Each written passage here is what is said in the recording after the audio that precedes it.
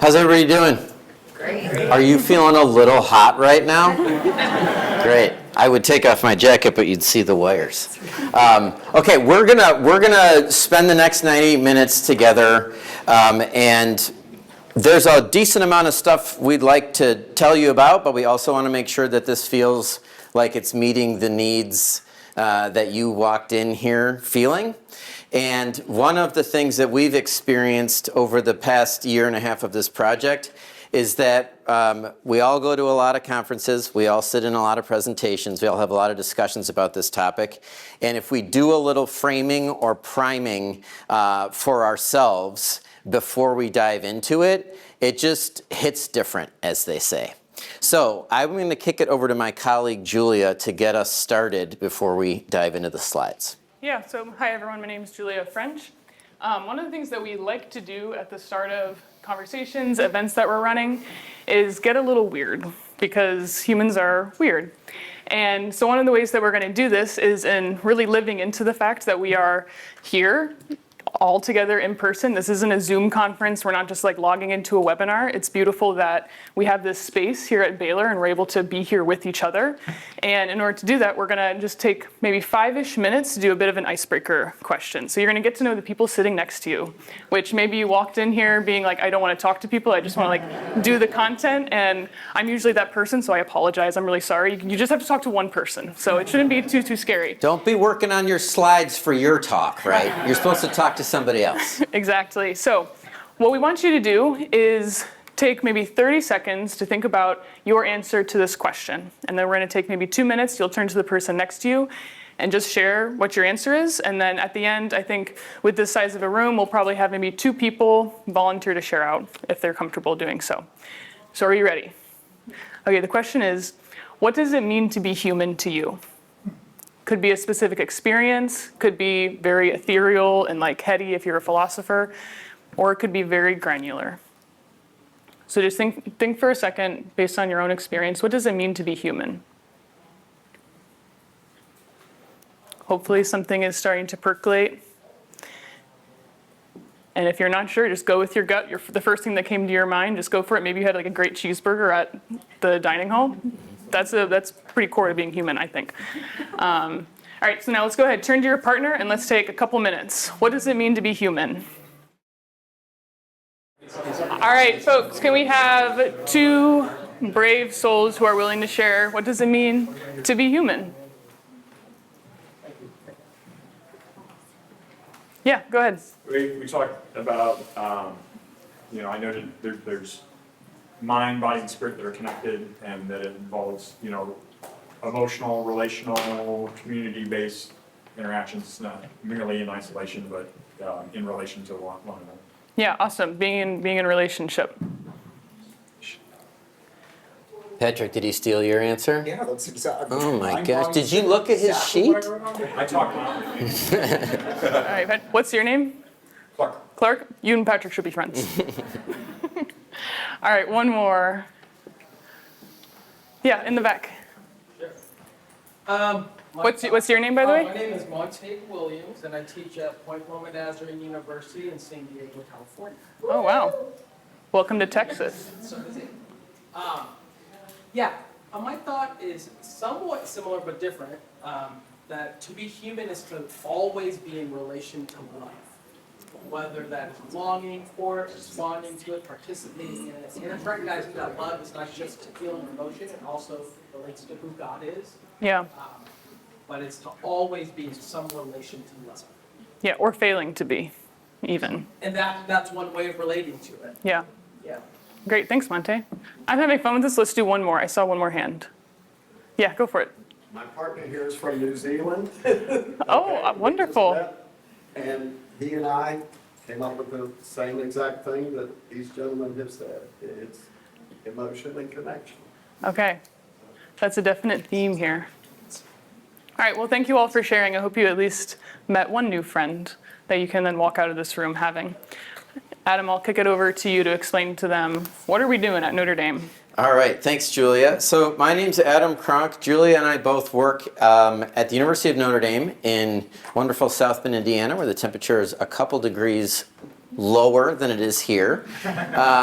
and we work at a place called the Institute for Ethics and the Common Good, which is the administrative home. It's like a toddler institute. It's only a couple years old. It's a rebirth of an institute for advanced study that has been around for a long time at the university.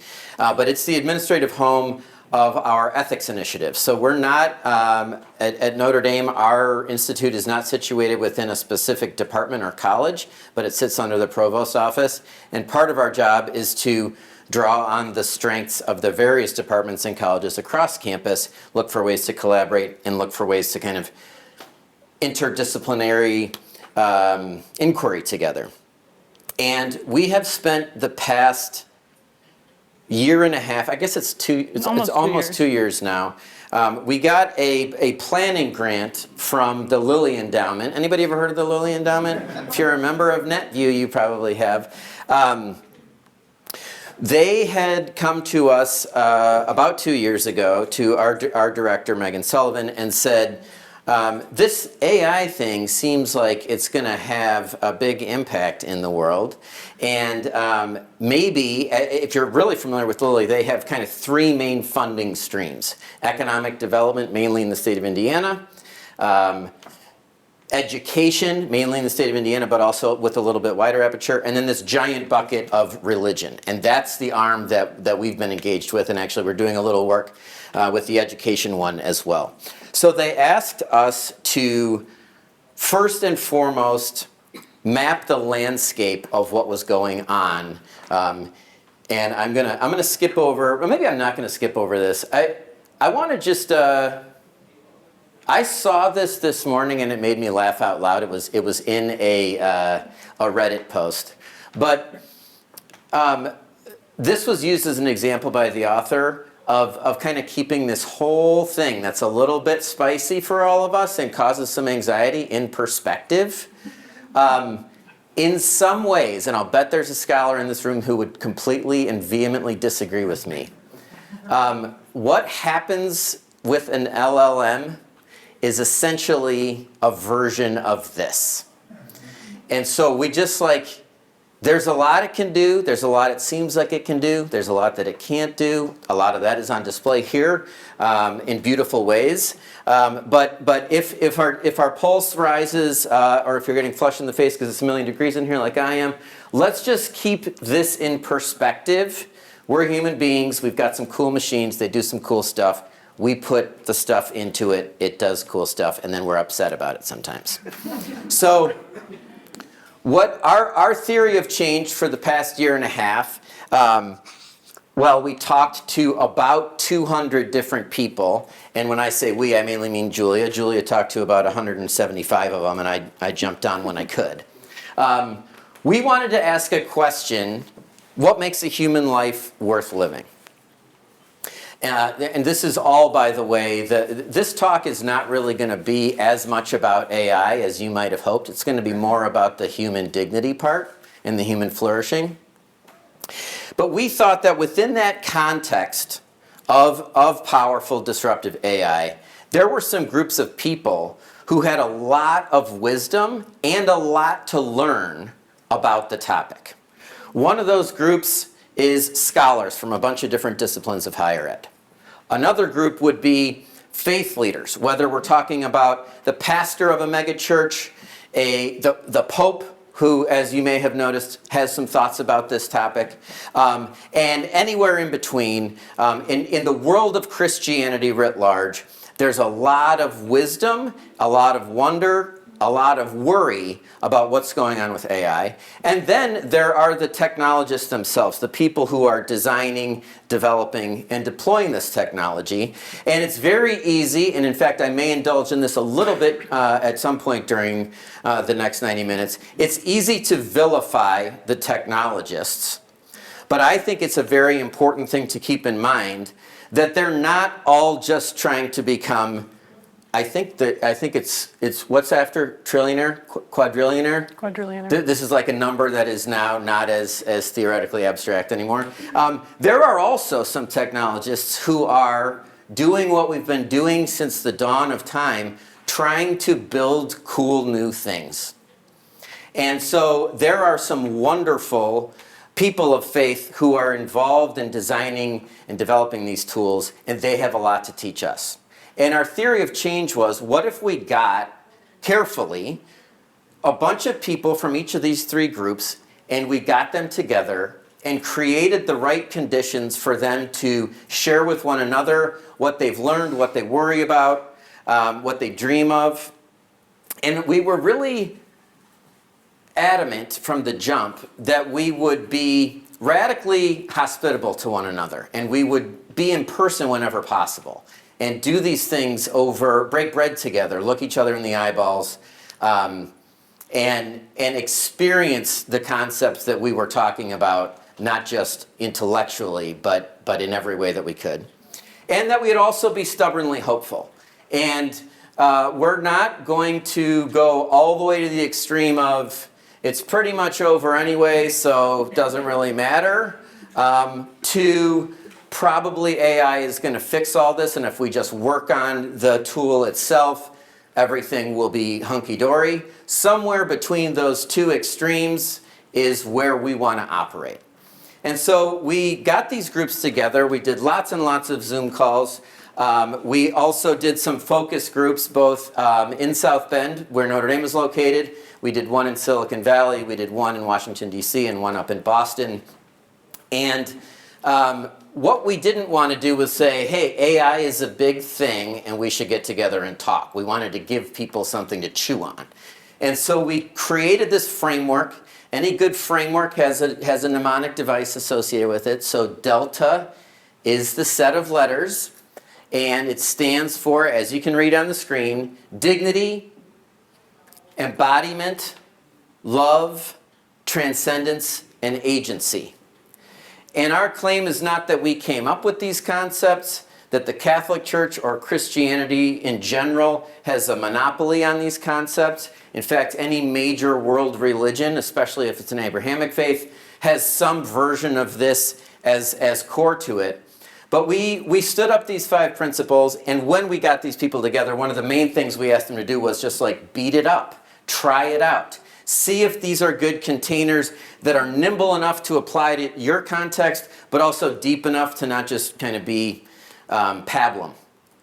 And so actually, when we started it, the A stood for attention. And we learned in Silicon Valley that, well, attention was kind of what was being commodified maybe in the era of social media. And now, actually, if you think about chatbots and character.ai and replica, it's actually another A. It's attachment now that is being commodified, which is actually a slightly more concerning A. But in general, agency is a bucket into which both of those concepts fall. And as we learn and talk and play more and more with agentic AI, it seemed like a good swap out. Thank God for the tech people who taught us that. And to that point, to dispel, if you were like me 2 years ago and had the idea in mind that like Silicon Valley is not going to be receptive to these things, that was our first focus group. We went right to the belly of the beast. They actually were very receptive. We had folks from VC, so venture capitalist firms. We had folks working who had just left Google DeepMind and Gemini, and they were very open and loved these concepts, and they are hungry for the deep, rich thinking. I came in at least with the perception of like, ooh, we're not going to be well received here as Christians, but actually there is an appetite for it, even in the technology hubs. Really well said, Julia. And one of the things, if you read kind of the mainstream coverage of any faith plus AI in the Bay Area, sometimes you get like really oddball headlines, but there's also very, very serious sustained dialogue. And what we found is, even though the temptation is tech bros just want to tweet about it, or it has to be like some really quick elevator pitch for everything, they're hungry for actual deep sustained dialogue. And it just so happens that with each passing day, as computers become capable of things that we used to think, or seemingly capable of things that we used to think only a human could do, the question of why am I here, what does it mean to be a human being, what does it mean to live a meaningful life, becomes much more culturally salient and relevant. And it just so happens that the church has some really good answers to those questions that are old answers. And while they really helped us try to get it right during the Industrial Revolution, thanks to the last Pope Leo, and while they really helped us get it right as we tried to navigate the civil rights movement in America, it really didn't help the way that it could have or should have when the internet and social media became such a big thing. And we would really like to not miss the boat again. There's some great, useful stuff there. As one of the powerful tech people who was over at the Minerva Dialogues with Megan Sullivan said, we're going to need some ancient ethics for this. This was not a person of faith who said that. And Megan was like, I think you're right. So we're going to whip through the 5 letters relatively quickly. There's a really good 45-minute keynote talk that Megan gave at our opening summit last September. And at the end of this, there's our email addresses. You can email us. We'll give it to you. But she's really good at talking about this, but we could use the whole time explaining these 5 concepts, and we'd rather talk about some different stuff too. So just real quickly, it is a core belief that your value as a human being is not a function of how productive you are.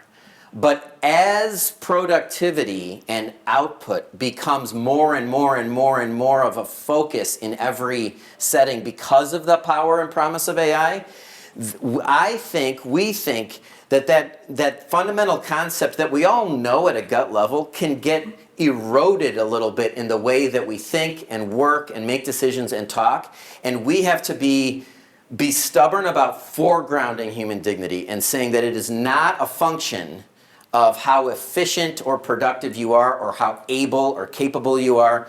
You are made in the image and likeness of God, and because of that alone, you have the exact same God-given dignity and worth that I do, and no amount of decision-making about how productive we can be should or ought to diminish that.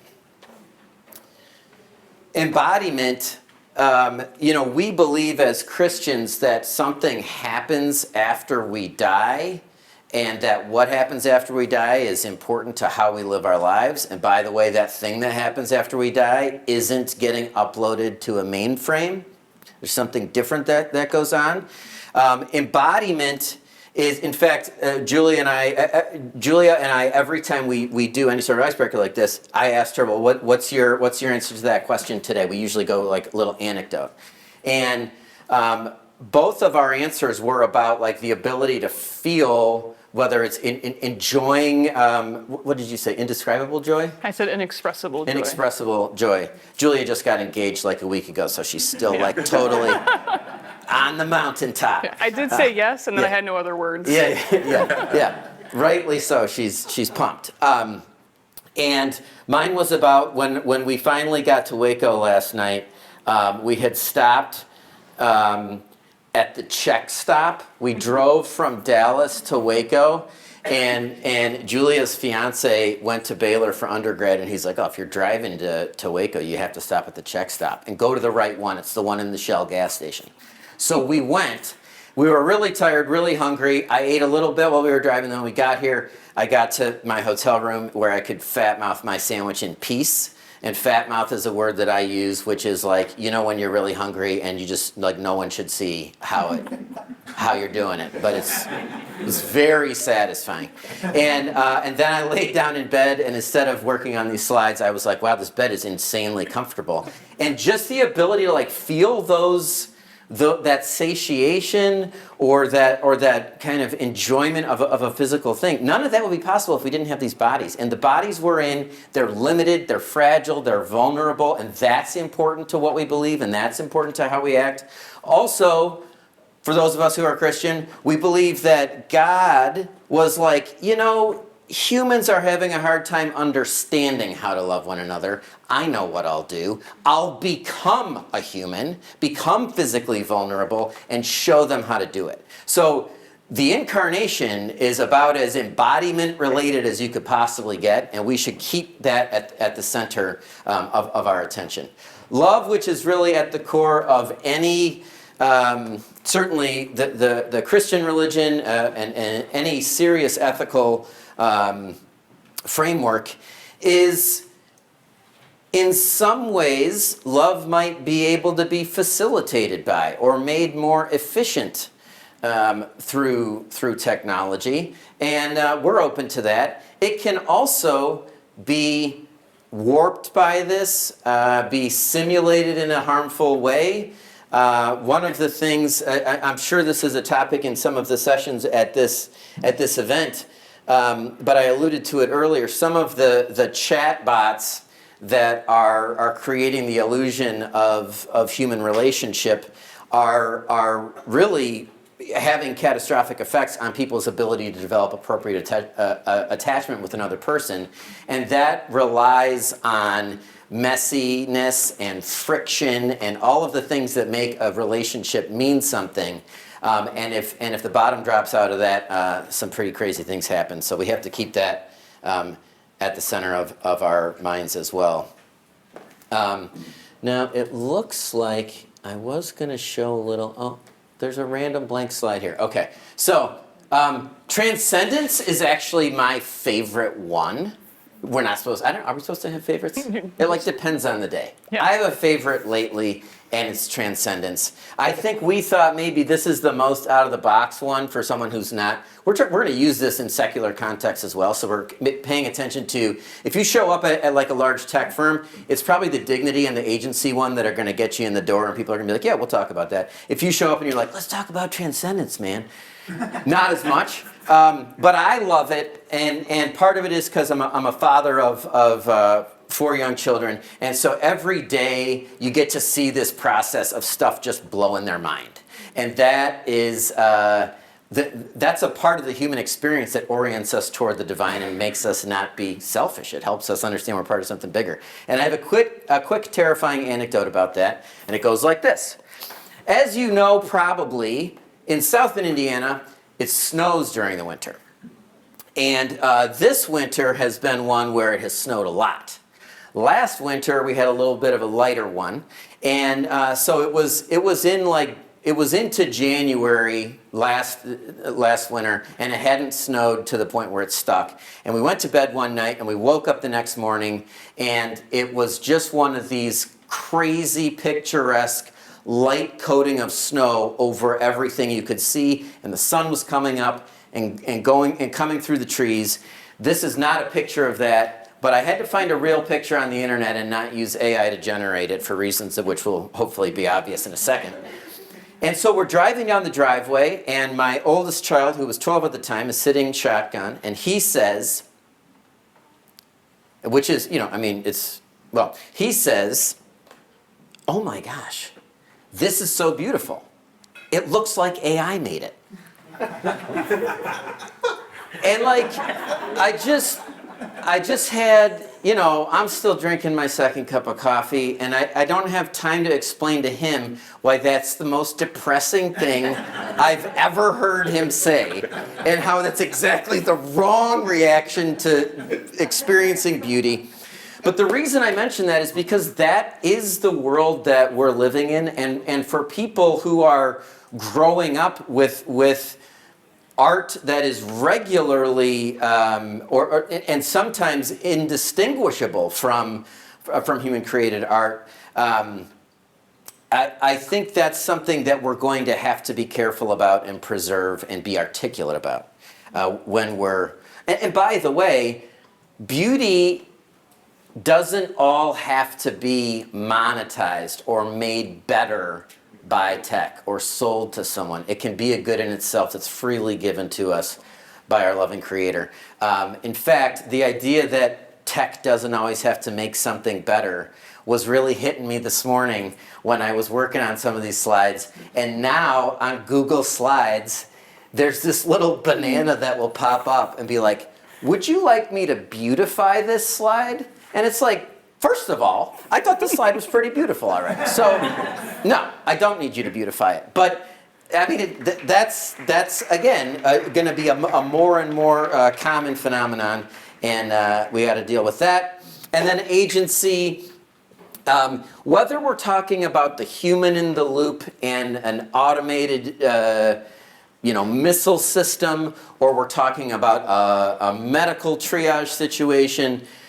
You hear this often referred to, that there should be a human somewhere making at least life or death decisions, if not a longer list of decisions. And we believe that that is a key area for discernment in any application where we're deciding whether and how to use AI.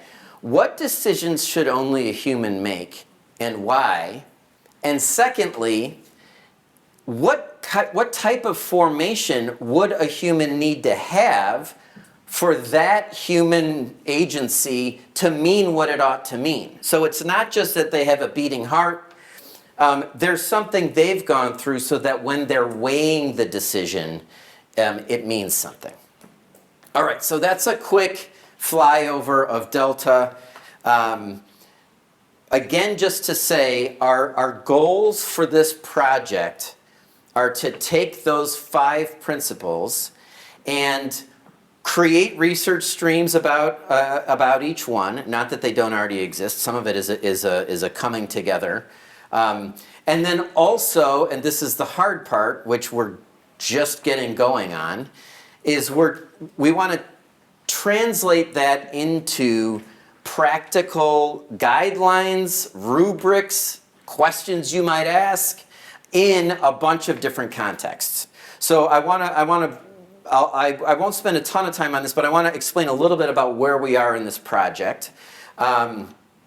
In December, the Lilly Endowment, after we spent a year and a half working on this planning grant with them, we had this large summit, which Megan calls our weird AI wedding, and then we got together this community for the first time, and it was really cool. You know, when you do something for the first time and you're working really hard and you're planning, but you're not really sure it's going to work, and then for sure the Holy Spirit is present and just makes the thing about 20 times better than whatever your greatest dreams were. It was one of those experiences, and it felt great. And then we were like, cool, everyone's into this. Now we have to do some practical stuff. So we worked with the Lilly Endowment, and we now have a 5-year, pretty large scale bucket of money from them, and we're going to turn that money into units of ethics.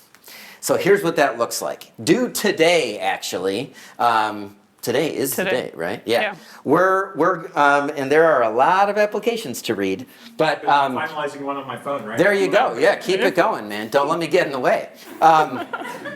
We're gonna award 10 rapid response grants.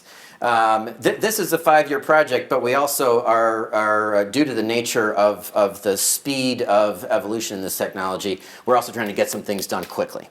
And so while we're planting long-term seeds with scholars at basically every level that you can think of, including bringing people to campus for residential fellowships, PhD fellowships, postdocs, sabbaticals, we're going to be doing all that. We're also focusing a lot on creating a community of practice of educators, a community of practice of faith leaders, and then also our third bucket is kind of working on public engagement in general. How do we inform and model these principles in kind of getting it into the public square in the ways that people think and talk about this stuff? And so we're gonna pick 10 projects like next week, and then we're going to give them some funding, and the end of that funding will be September 21st, when we'll do our second annual summit, where they will give a workshop to a community of practitioners about, here's what we've learned so far, here's what worked, here's what didn't work, here's what I would do if I had more money, here's what I would do next. And then we're going to hopefully make some larger scale enduring investments in some of those while we cook up some other large projects. So all that to say too, this is where you all get involved of like, we want you to help us with our project. Like join our network if you love the Delta framework, if it resonates with you. Like, we want to get in touch with you. We want to help you bring it to whatever specific context you're working in. And so, I mean, Adam just gave one example with the rapid response grants, but we want to do more with your community, whatever that might look like. We're open to ideas. So as he said at the end, like, we'll have an opportunity, like, our contact information will be up there. We can send you to our website, but we want to help you in whatever position that you're in, because we do believe that, like, this is an extraordinary opportunity to really weigh into the conversation in a thoughtful way. It's not AI is totally already done and like the trajectory is set. There's still a lot of room for agency in this. So we do want to get you involved, and the invitation is open. Mm-hmm. Because this is a group of scholars and students, we wanted to spend a little bit of time exploring one example. Look, if you'll bear with me for a second, I want to tell you one thing we're going to do next month out in San Francisco to give you a sense of an applied project that we're doing. So the leaders of the Frontier Labs and some leading global economists, they get together and they do this stuff called scenario planning. And this is, while there are already disruptions to the labor market happening, they're also working on if and when a GI becomes a thing, then there might not be incremental change or even a step change to the labor market. It might be like what we think of as work is just unnecessary, right? And this is where you start thinking of some of the sci-fi stuff. You have universal basic income, everybody has a check and a hobby, and it's like, great, we'll figure that out. And we think that this concept of the dignity of work might be a relevant lens through which to gaze at those scenarios. And so we're working together with Brookings and an organization called Windfall Trust to get together some of these folks and then lay on them some of these concepts like Catholic social thought, the Jewish concept of repair of the world, which as it relates to the dignity of work. When we talk about a Protestant work ethic as a cultural concept, what does that have to offer the conversation? And we're going to roll up our sleeves, and as Julia likes to say, we're going to make it weird and have these people who are used to thinking about what the future might be like ask some questions about that they don't normally ask. The day after we're done with that, we're going to meet with a bunch of high school and college students and teachers and administrators and talk about not the dignity of work, but a similar concept that we are going to be calling the dignity of learning. So I think this is something that you guys might be interested in. So we're going to talk about that for a little bit. And then maybe I'm wrong and I'll stop talking about that and you guys will be like, what I really want to talk about is, and then we'll talk about that. Does that sound good? Okay. Do you guys use Waze? Do you know what Waze is? Do you use Apple Maps instead? Google Maps? Waze. And what is Waze's slogan? Nobody knows. Outsmarting traffic together. When I first heard about Waze, I was like, sign me up for this. I love it, okay? My uncle, who's like in his 80s, is the first one who told me about Waze, which is kind of hilarious. I was visiting him in Boston. I try it out, and it's blowing my mind that it will tell me, like, there's a police officer ahead, you should slow down, or there's a traffic jam, whatever it might be. So I start using Waze anytime I'm going anywhere. Why do I use Waze anytime I'm going anywhere? I love to try to see if I can beat its estimate. I like to know if there's going to be a police officer on the way so I can avoid getting a ticket unnecessarily. I also like the idea that, hey, there's a pothole in the road, I can flag it myself and now I'm helping the next driver, right? They're not going to puncture their tire. Okay, so Waze is really cool, and I start using it, and it becomes a little bit of a joke, but also kind of a source of friction in my marriage that we'll be like driving to the grocery store, and my wife will be like, do you not know where the grocery store is? Do you need to type into Waze? And it's like, yeah, but I'll know exactly when we're going to get there, and I don't have to think about anything. I can just look up on the thing, and I'll just kind of mindlessly drive. I'll basically make myself a Tesla.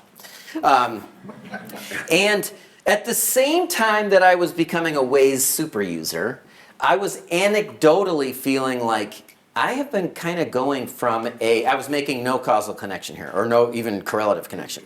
I was like, I feel like I'm kind of going from a person who has an innate natural sense of direction to like, I don't know, is that restaurant on Colfax or Jefferson? I can't really remember. I guess I'll just, and I thought maybe it's my age, maybe it's early onset dementia, maybe it's because I have 4 young kids and I never sleep. I don't know what it was, but it's just like my brain, my wayfinding abilities feel like they're declining. And then I read an article where they have studied the hippocampus region, which is your wayfinding, among other things. It also encodes long-term memory, so stay tuned on that one. Hopefully you can remember that. This is the part of your brain, apparently, I'm not a neuroscientist, of course, that is responsible for wayfinding. And they have studied the brains of people who regularly use GPS for wayfinding, and what do you think they found? They shrink. The hippocampus region of heavy GPS users, right, gets smaller through atrophy because you're just not using it. It's like when I had shoulder surgery and all the muscles in my arm just went away after 6 weeks of being in a sling, okay? So the day that I read that article was the day I stopped using Waze, if I know or have even the faintest idea of where I'm going. We got to build this hippocampus back up in here, okay? I am not interested in having a smaller brain. That sounds terrible. By the way, on the other end of the spectrum, if any of you are familiar with this test of London cabbies that's called the Knowledge, this is this insane, it takes like 2 or 3 years to pull off. You have to know where every nook and cranny in a 100,000 square mile city is. And they have studied the hippocampi of these people, and they are some big old hippocampal regions, right? Not only that, but fun fact, their incidence of Alzheimer's is like 1/4 of the incidence of the typical population. Now, I am not going to go become a London cabbie, but it's not just through misuse, it's actually through use that you get the thing. All right, so now I would like to say, if that's what happens when we're using technology to do what is called cognitive offloading, which you're probably familiar with, cool. I don't have to use my brain to do this thing. I'll have a piece of technology do it, and I can free my brain up to do other things. Everybody understands that concept probably. But here's my question. Now let's not talk about GPS, let's talk about the ability to read a text and synthesize it into its important ideas. And then say what those ideas are. Find the words to say what those ideas are and make it so that someone else can understand it. I was looking up last night what part of your brain does that. And it's a really complicated answer that involves a bunch of different parts of your brain, so I'm not going to put up a diagram because I didn't have time to make that, and I honestly don't understand it. Okay, but it is a much more complicated process. I will say, by the way, one of the parts of the process is your hippocampus. So if you're using Waze all the time and that part's getting lousy, I don't know, maybe it has some transfer effect. But there is a paper forthcoming this is a chapter in a book that's coming out in May. The name of the book is The Artificial Intelligence Revolution, Challenges and Opportunities. You can just see this right here. Probably nothing that's surprising on the screen. I'm not going to burn a clock by reading the whole thing. But there's a bunch of pictures and diagrams and figures in this paper that are showing what's happening in your brain when you're reading and writing and all that stuff. And shocking to no one, it turns out you need to be using your brain if you want it to work. And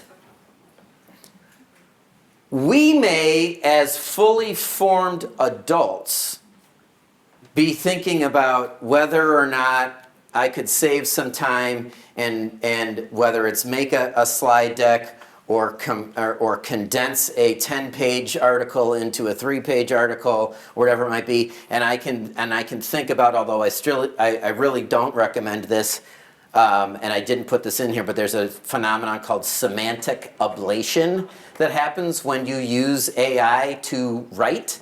And what it does is it shaves off all of the perplexity, all of the things that make it sound, so it sounds really good at first, but then it starts to sound, this is happening on LinkedIn, like right before our very eyes. Have you guys, if you're on LinkedIn, have you noticed that the posts have become almost unreadably hackneyed?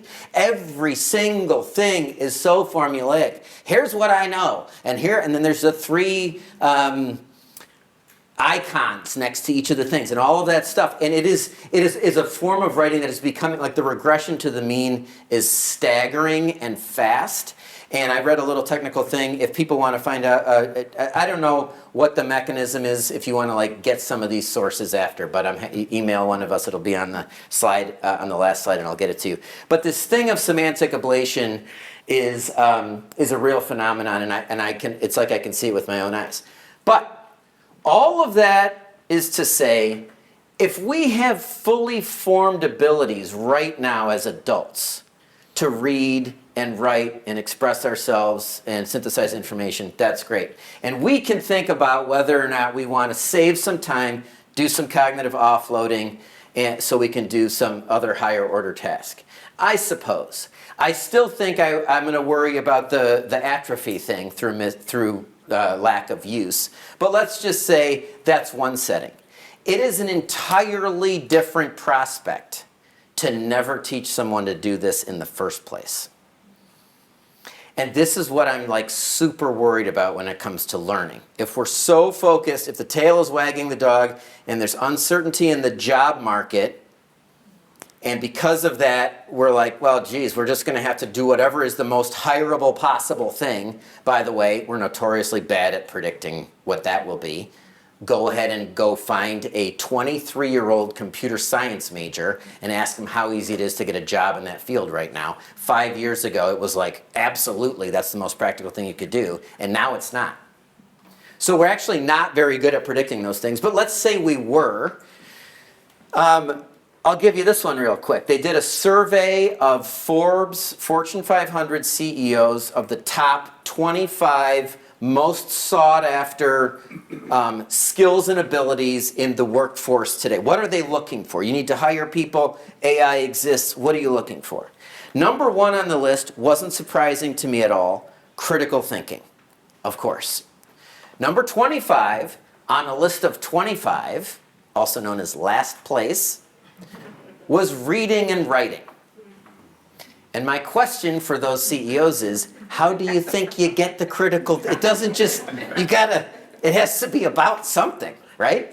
Okay, so perhaps we could benefit as educational institutions, as professors and administrators and teachers and students ourselves.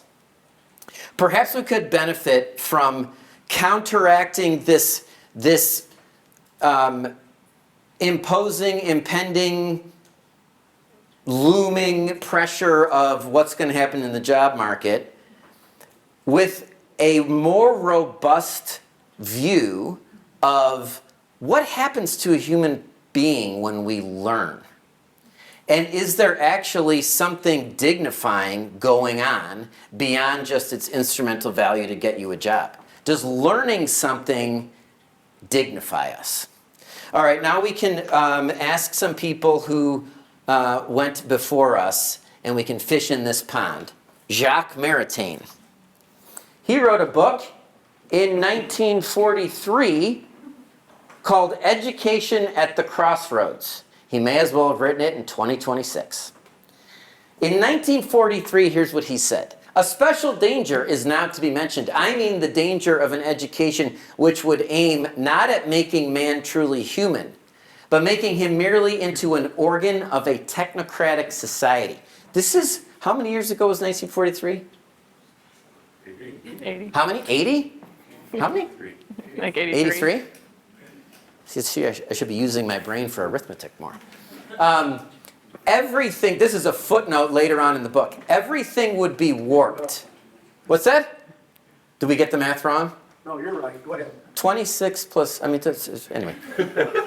Everything would be warped if the aim, incentive, and dominating concern of teaching were directed towards success in the experiences of life and in money making. Now, guys, I realize that with the volatile, if not openly hostile, federal funding landscape for large institutions, and the facilities arms race, and the insatiable specter of NIL, it is a really, really challenging time to try to run a school.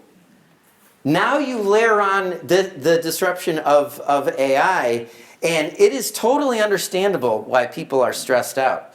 But I think we need to take a couple deep breaths and reorient ourselves about what's going on when we learn. And it is not just vocational training. Vocational not in the net view sense, but in the kind of practical plumber, electrician, builder sense. Which, by the way, those are not mutually exclusive concepts. We might have time to get to that. All right. Anybody recognize? I found a picture of Simone Weil where she didn't look old and crabby. Here she is out in nature by a tree.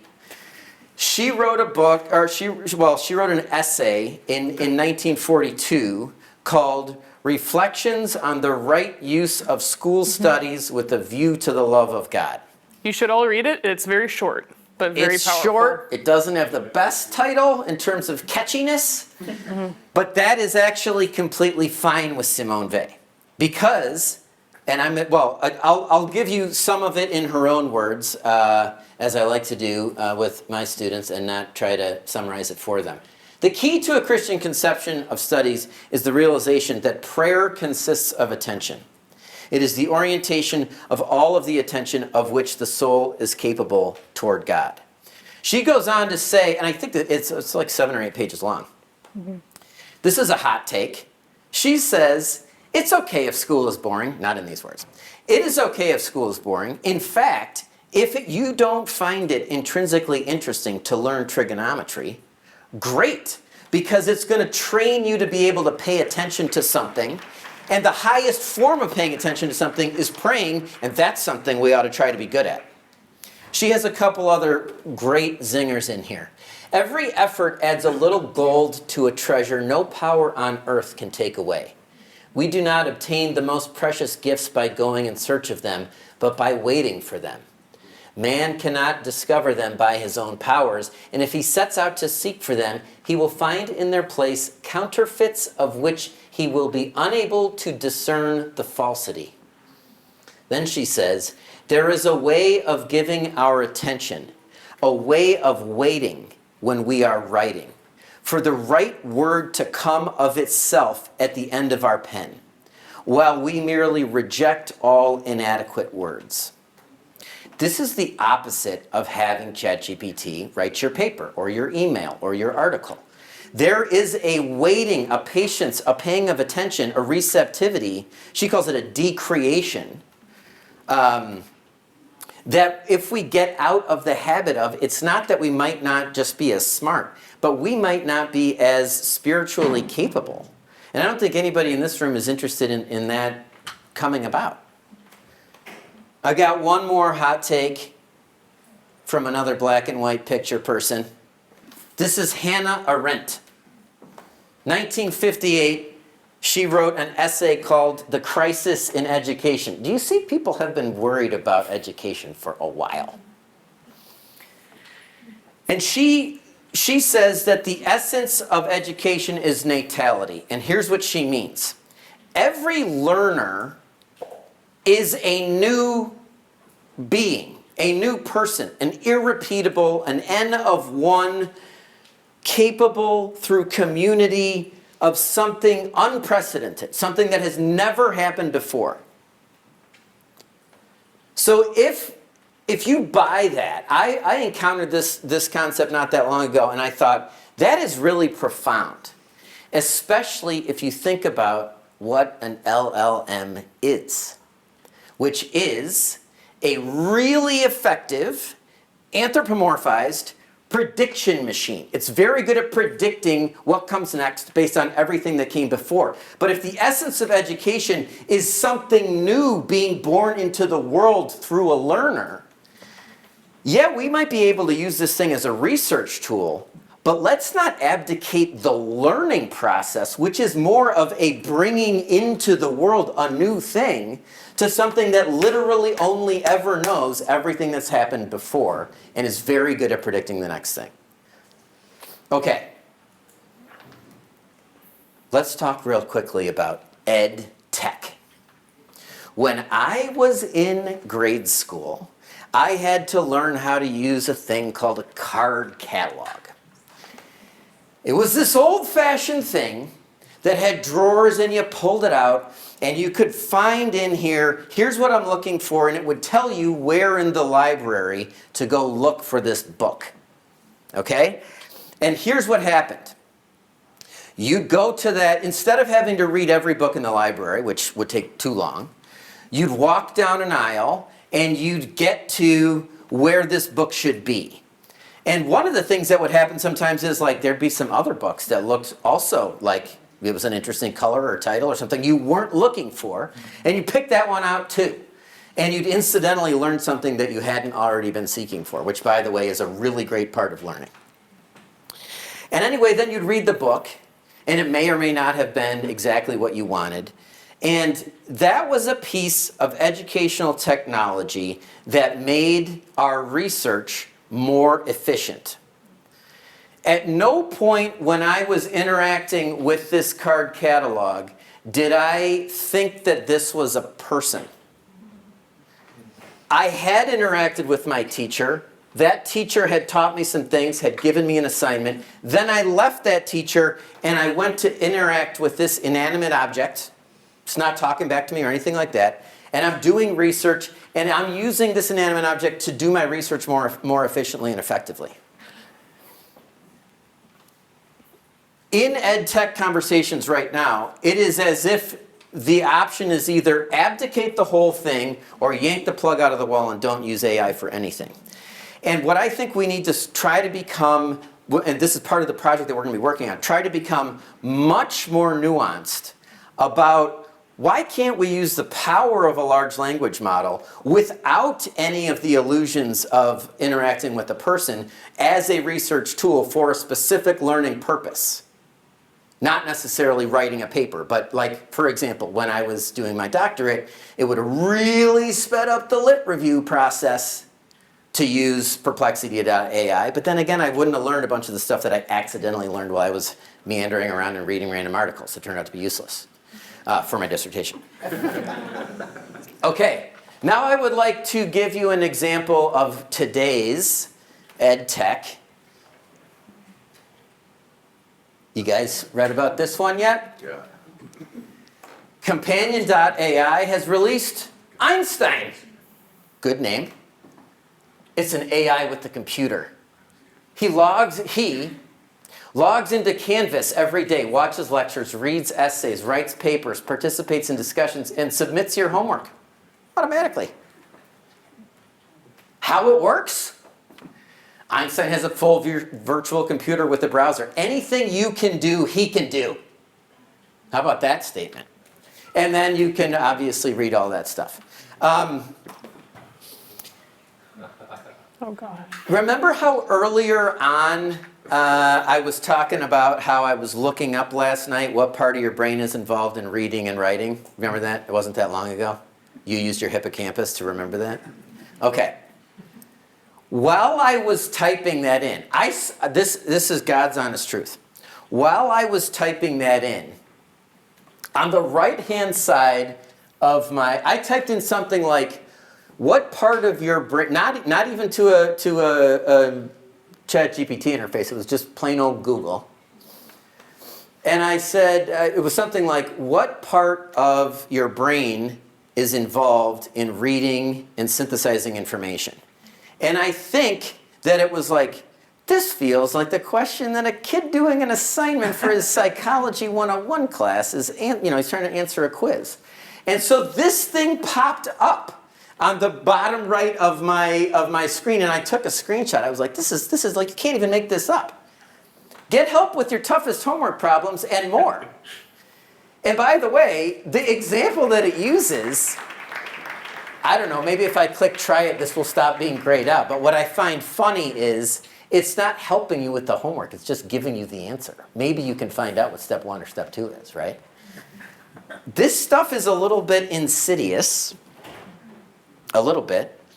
And I have to say that this hit home with me because the day before yesterday, while I was literally sitting at my desk in my office, grading a paper, thinking to myself, I feel like the student likely used ChatGPT to write this paragraph, and I'm one of these people who's like, I tell them exactly what they can use ChatGPT for. If it's part of the learning goal, it'll help. Great. If this is part of the thing that they're not, like it's very clear. And one of the things was, don't be writing the paragraphs with that. So I'm literally sitting there being like, now what am I going to do about this? I'm going to have a conversation with the student, and my cell phone rings.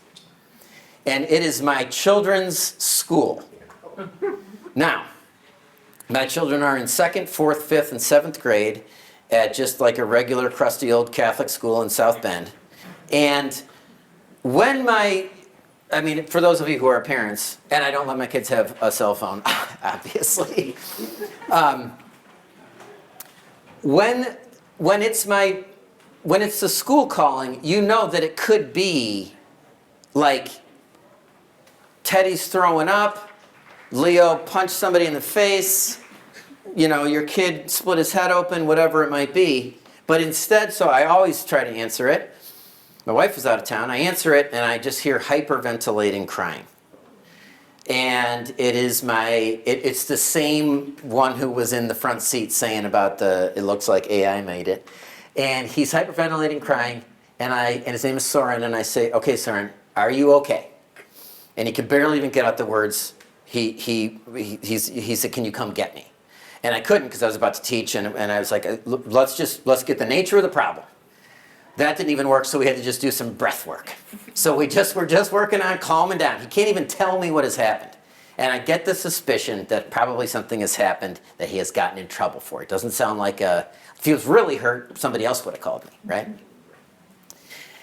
And it turns out that he had gotten caught for using almost this exact interface to do his IXL, however many math problems he was supposed to do that day, some problem set. And God love him, they pulled in 3 of these kids right before recess, and he sang like a canary right away. Like a good Catholic guilt has been instilled in him. And so he immediately admitted that he had just, I think what happens in IXL, this is not very advanced, it can tell how long it took you to do a problem. And if it took him 3 seconds and it normally takes him 10 minutes, it's not that hard to figure out. So he legitimately, and it was weird because as a parenting thing, I was really glad it had happened. But I had to be like, well, this is very serious, But he obviously knew it was serious. It was such a disorienting experience for him, and I'm really glad that it happened when he's in 7th grade. And it's going to take a while to unpack that. And for him, he cares a lot about what other people think. And so he's trying to kind of reassemble his reputation with not just the teacher, but the principal and all of that. And I am absolutely not blaming Google for this, but I am saying it is no offense if this was one of you who was giving this presentation, but I walked past the presentation. It was first thing, and I wasn't able to fit into the room. But it was about basically trying to detect AI use. And I just want to tell you, in my opinion, and I am not an expert on this, this is a losing battle, and we're probably focusing on we have to zoom out a little bit and talk about the learning goals and everything that's changing. But I will say, when you get into bed with a large tech firm as their learning solution, a lot of things happen, and they're not all things that you would pick as an educator. And one of the things we're working on with our university, and we're going to be doing a lot of this with other universities and high schools, is helping through the Delta framework, articulate not just policies and procedures about tech use, but a point of view on the tech itself, on the role of education, on the learning goals of a specific discipline, assignment, whatever it might be. And in our experience, at least on the campus of Notre Dame, professors who have been teaching humanities for the past 35, 40 years, they don't just want to know what your policy is.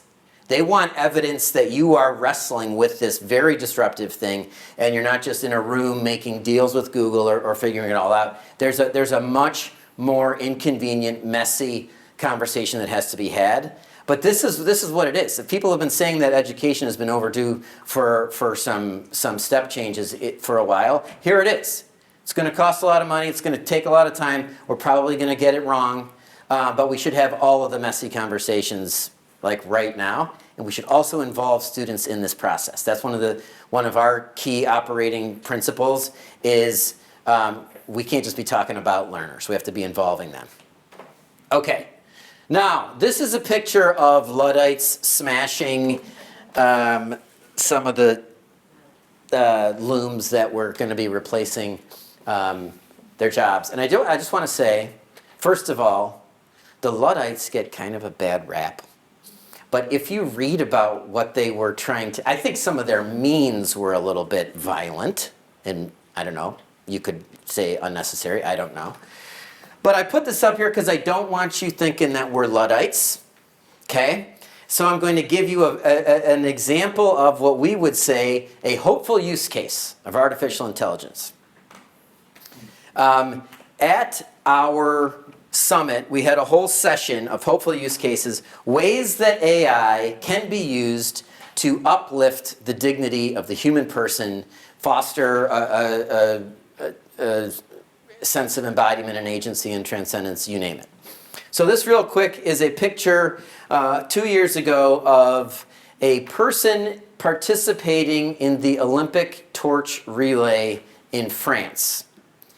And she is only able to move her arm through an exoskeleton system with a brain-computer interface, and she's literally controlling this arm with her mind. And I don't know if you could possibly, with a straight face, say that she is not experiencing joy and dignity and empowerment and embodiment in this moment. And Paul Barbast and his team, who founded what's called Inclusive Brains, and I want to say, because I have to get this actually right, to improve the inclusion of people who lost the ability to move because of life accidents or neurodegenerative disease. Disability affects more than 1 billion individuals globally. Some 50 million suffer from quadriplegia, preventing them from studying or working. Absolutely, this technology can prevent unnecessary suffering. It can give people access to things that can dignify them and uplift them in ways that were no longer available. And we can and should continue to explore the frontiers of that. There's something in between that and just tossing the learning keys over to a chatbot and using it to do everything that even we as the lesson planners or the graders would rather not do. And if you're up for exploring that and doing the messy work, that's what we're doing. We do not have all the answers. We have a framework that we think, from experience so far, has been pretty thoroughly vetted and knocked around a little bit. And now we're doing that. Honestly, was the easy part. Now we're working with people on saying, I'm going to try this in my high school. I'm going to try this in my college class. I'm going to try this in my department. I'm going to try this in my church. And willing to get messy. The last thing I'll say about it, and then anything I missed, you fill in, and then we'll just see what you guys want to react to or talk about, because we'll have a couple minutes. I think we have 20 minutes, right? Okay. I was aiming to have at least 15 minutes left. This is like a world record for me. You're great. The one thing I want to add that we have had to, even though it says this on our website, it's important to know what we're not focusing on. And we are not actually focusing on people developing different tech tools themselves. There is great work being done on that.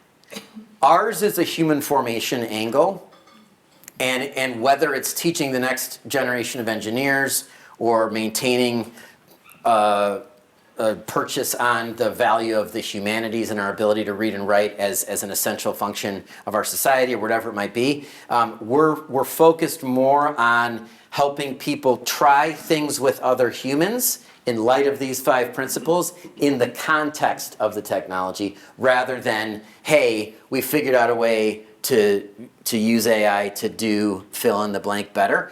It's not to besmirch that at all. There's just already a lot of good work going on, and what we don't need to do is duplicate other people's good work. Okay, anything that I missed that we should definitely talk about?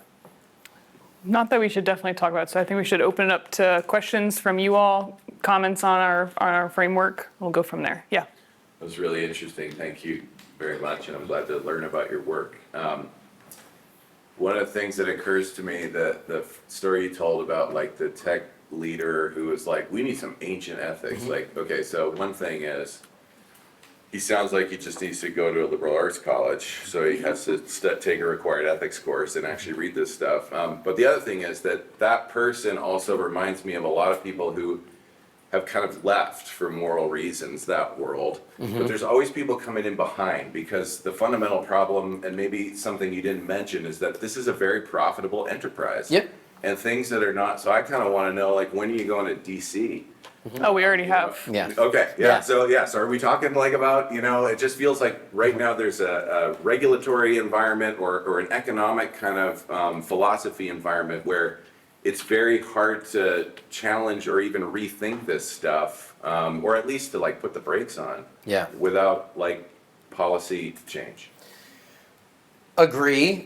So one of the things that we didn't mention is we're also establishing, we realize that not everyone's going to come to little old South Bend, Indiana to talk about this. So we're also establishing a regional hub in Silicon Valley and in DC, where we've had some of these conversations, but we always parachute in. Well, we actually land on a plane and get out, but we believe we need people on the ground regularly talking about this, especially in Silicon Valley. It's like everything is about happy hours and pitches and meeting for coffee and all that stuff. And you just have to have somebody build up the relational trust to then be in those conversations. The other thing I would say is there are people, I mean, you have to do the thing today and the thing that needs to be done 10 years ago, or 10 years in the future. At the same time as this talk is a guy named Josh Brake, who's an engineering professor at Harvey Mudd. And it's too late for you to go to his talk now, but you should have gone there instead of here, because he's amazing. And he gets everything that we're saying and is working with engineers who are trying to build this stuff and ask these questions as they're building it. I agree on the policy front. I'm also going to be honest. I think, one, it's a weird time to push for regulation. Yeah. But it's also weirdly, if you are going to have any success, it might be related to the practice of religion that some lawmakers may be more open to than in other times. So there is like some window there, depending on what that looks like or how it gets done. But I'll just that's part of the landscape. But I would also say, in order to influence policy, you have to earn it. And so what we want to be able to do is develop really practical examples of interventions that work, and then be able to point to it. So one of our, somebody who we want to be like when we grow up, in terms of, in a way, is Jonathan Haidt. So Jonathan Haidt has gotten his work with Anxious Generation to the point where he has 4 things that, if you believe what he's saying, you can do in your school, in your house, in your neighborhood, whatever it might be. Now, some of his causal connections people have an issue with, but what I mean is he's gotten, and by the way, this didn't happen overnight, he got to the point where now he's going and helping actual states pass legislation based on the principles that he's recommending. So we have to, as quickly as we can, one of our thoughts is, you can make a list of everything that you shouldn't do, but what works better is to say, here's an experience of salient human flourishing, and here are the objective, measurable results of those experiences and point to that and say, let's make more of that happen, than say, hey, we shouldn't do these things over here. So even though, when does that policy conversation need to happen? Yesterday.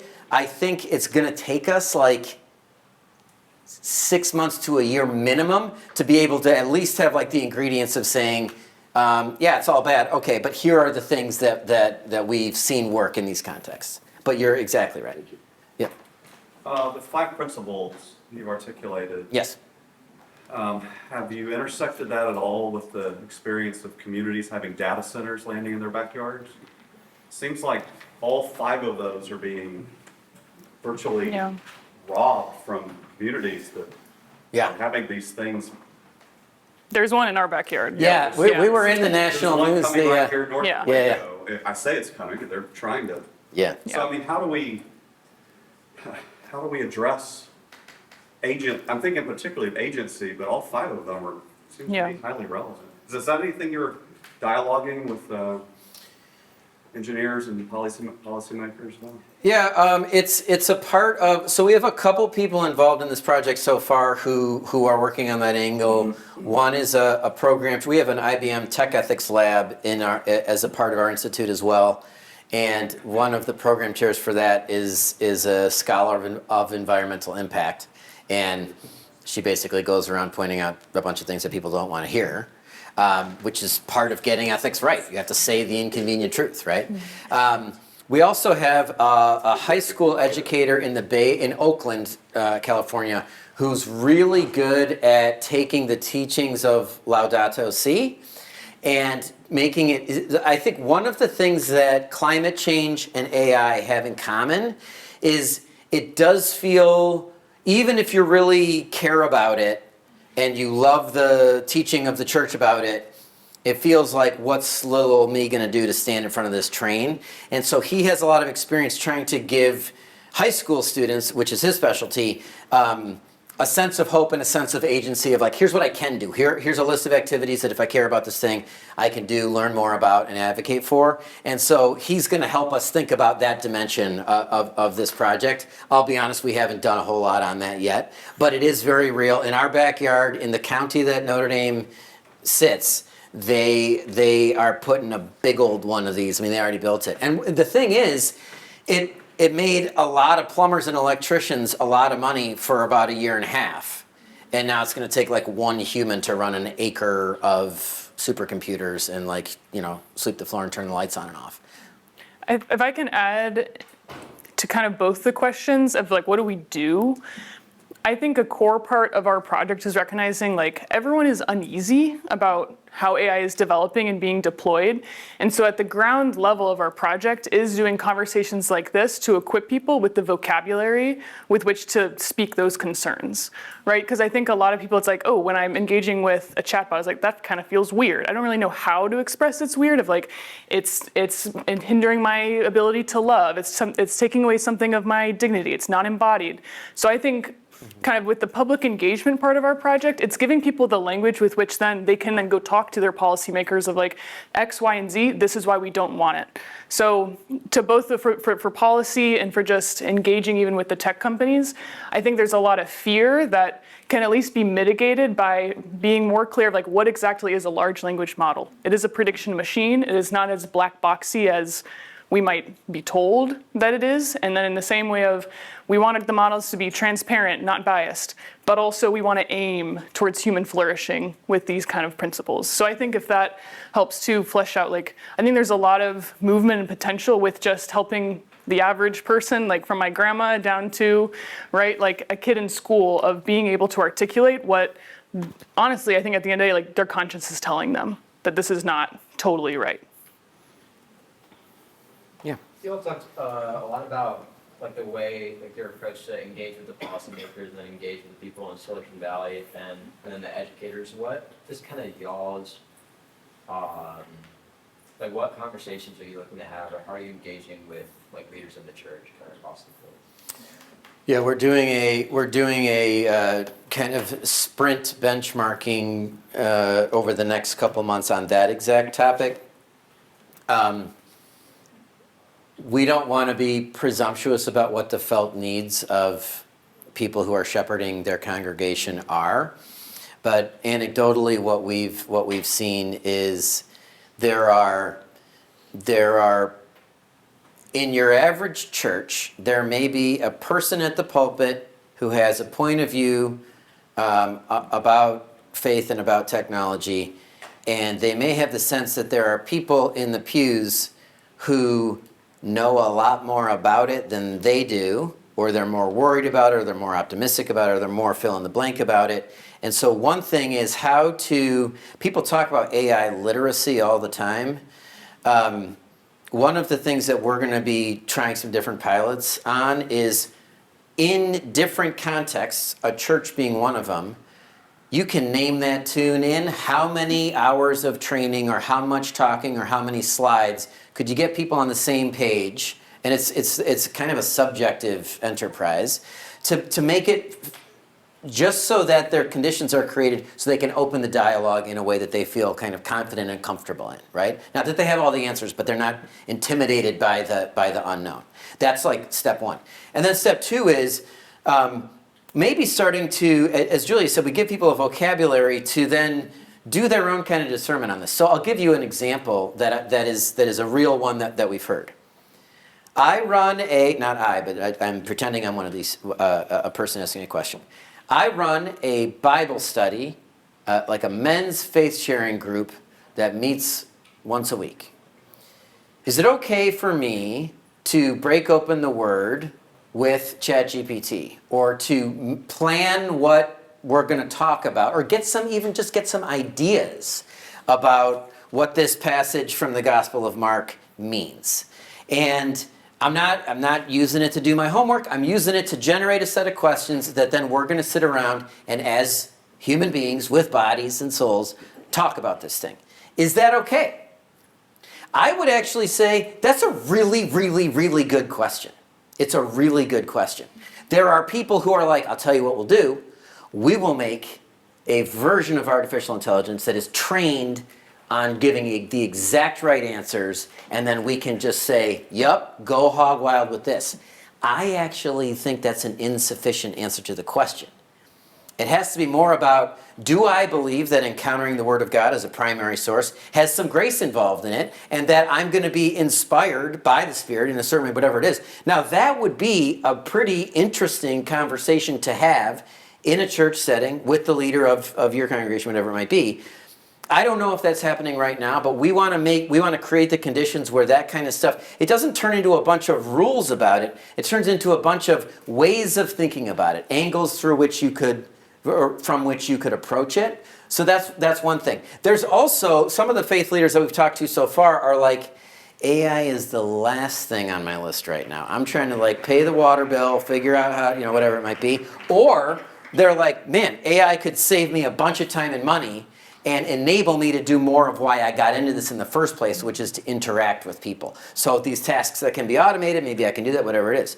Does there need to be a line that's drawn a little more brightly between what you shouldn't offload and what you should? Maybe that's a fertile ground for discussion. So it's those types of things that we're trying to do, a sped up version of what we did for the last year and a half, specifically with a bunch of different congregations and faith leaders. And then we're going to, some of the rapid response grants we're going to do, we're going to just try some stuff out. We're not afraid of making some mistakes here, but the way we do it is we try to pilot it on a small scale, learn from that before we try to scale everything, because it's a way to learn quickly. Yeah. In looking at what was on the screen about agency, it's kind of very, human on the loop type focus. And, I had originally interpreted the Delta framework as like the broader sense of us not becoming increasingly dependent and fragile as, your point about your shrinking brain. Yep. Sense. Yeah. Is that also in the sense of what's meant by agency? It's not just agency in supervision of machines, but actually like preserving our independence? Absolutely. Okay. I think it's probably going to end up being more about that larger topic. It's just that I think there are, I was talking a month ago with the guy who is in charge of AI at Lockheed Martin. I just want you to imagine for a second that that's your job in the year 2026. He's a man of faith, and he was a fighter pilot. His call sign was Rabbi, and because he has a long Jewish sounding last name, but he's Catholic. It's just like anyway. It's funny. Everyone calls him Rabbi, which is a great nickname to have. And the questions that he's wrestling with and having to answer as it relates to agency right now are really, really pressing and should be worked on through this lens. But that's not everybody's job. So what does it look like to maintain agency as a college undergrad student? What does it look like to not offload things that I should be involved in? I think it's, again, I'll use the term fertile ground. Fertile ground to basically say, if I use AI to do something for you, does it mean as much? Or is its value diminished a little bit because I didn't make it? Well, maybe a bunch of thought went into it. We've got a colleague who's an engineer in our business school who had a son who was really, really shy. He was having a hard time making friends at school. And you guys know the book, If You Give a Mouse a Cookie? And how there's like a bunch of different versions of that. That was his son's favorite book. And his son also really loved blueberries. I mean, this is, whatever. This is how kids are. They like what they like. So he used AI to make a children's book in the style of If You Give a Mouse a Cookie, of a character who was a blueberry, and it was if a blueberry makes a friend. And it borderline brings a tear to your eye to think about what a loving act that is as a dad to figure out, how am I going to help my son go to school and feel more confident and comfortable? And I'm not an illustrator, and I'm not a creative writer. I'm an engineer who works at a business school. But I would say that's a beautiful use of this technology that is rooted in dignity. You could probably make an argument that, all right, but you didn't make it, you prompted it, right? And this thing did it for you. Does it mean less? Do you lose some of your agency? So those are the types of, that's really more of an ethical debate, but somewhere between the Lockheed Martin guy and If You Give a Mouse a Cookie is probably where most of us are gonna land, which is, what should I preserve?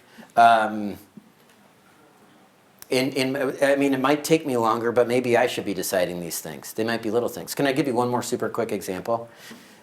You know how in medical school you learn about triage, and so if my wife is having chest pains and I take her into the ER and there's somebody in there with a gunshot wound to the head, I understand that person's going to get treated before my wife is. I wish my wife would get treated first, but I understand there has to be some ethical decision-making thing.